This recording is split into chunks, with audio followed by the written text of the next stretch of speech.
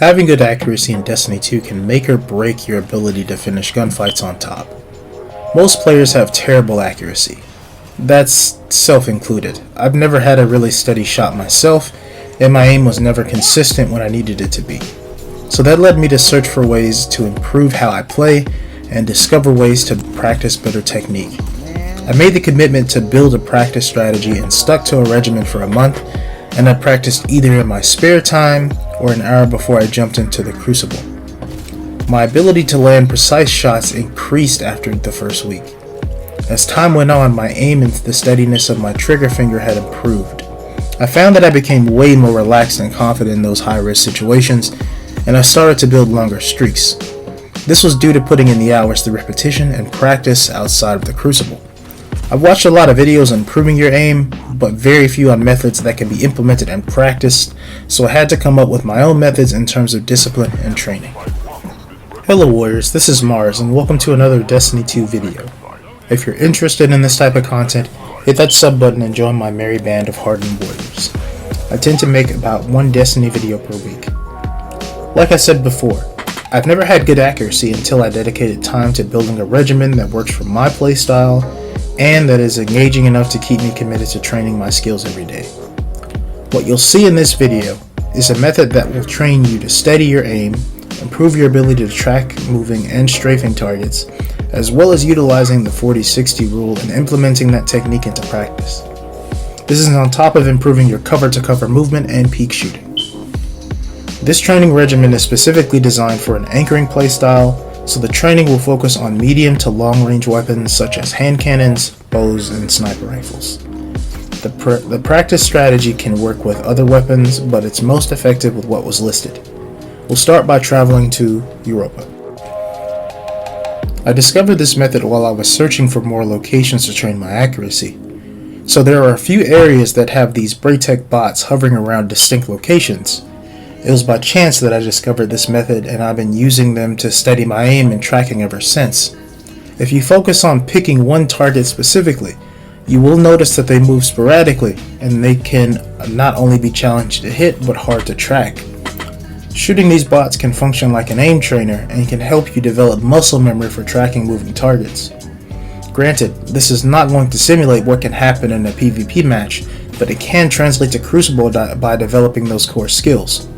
Also, there's a specific order that the bots need to be destroyed in order to keep them from escaping. I found that the bots that movement deviates from the other bots are usually the ones that need to be destroyed first. This can be hard to grasp at first, but as you practice, you'll begin to see it for yourself. I've had 3 months to learn this, and I can point it out pretty easily. Also, keep a reasonable distance away from the targets. Most engagements are around 30 meters roughly, so keep a healthy enough distance while you're aiming. This type of practice is perfect for hand cannons due to the fact that there will be no aim assist of any kind to assist you, as well as limited zoom. You can try this method with other weapons, but they don't offer the same difficulty as a hand cannon. Next, we're going to travel to Nessus to work on cover-to-cover movement, peak shooting, and implementing the 40-60 rule. I always start with the lost sector closest to the Exodus Black called the Rift. The first room of Fallen is perfect for working on your cover-to-cover shooting with your primary and secondary weapons. I usually use the first room to work on my sniping and cover, but you can also work on your cover-to-cover movement with shotguns as well. Remember, this is cover-to-cover training. The goal is not to take damage, so we're not running headfirst into enemies and abusing them. Treat them as if they can one-shot you. The next room is pretty much the same process, but a greater emphasis on primary gunplay.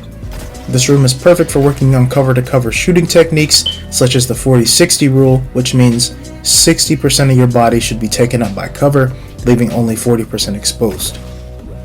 Lastly, we're traveling south to the Carrion Pit to implement the same practice method, but this time we're integrating more cover-to-cover movement against more aggressive enemies. Here we're going to focus on peak shooting with our primary weapon of choice until we reach the top floor. This is where the rules change a bit. We're still going to peak shoot, but we're going to be moving from cover to cover towards the boss, wiping out ads. We start from the front of the room, remaining in cover, peak shooting our way towards the boss in the back of the room. If we take damage of any kind, we move back towards the front of the room and start over. This way we impose a penalty upon ourselves for taking damage. This trains you to utilize your cover-to-cover movement and helps you develop your peek shooting. When you do approach the boss, only put in enough damage so you can spawn in more ads and repeat the process again. Make sure you dedicate your time to practicing at least an hour a day if you wish to see any improvement. This will seem tedious at first, but I recommend this for anyone who is serious about improving their game. Like I said, I made the commitment to use this strategy for a month and I saw major improvements in mine, and I hope you will too. Well, that's the end of the video. If you felt this video was helpful, leave a like, and if you're interested in any future content, hit that sub button and join my merry band of hardened warriors. We'd love to have you. I will be posting again sometime next week. Until then, stay safe and keep on slaying.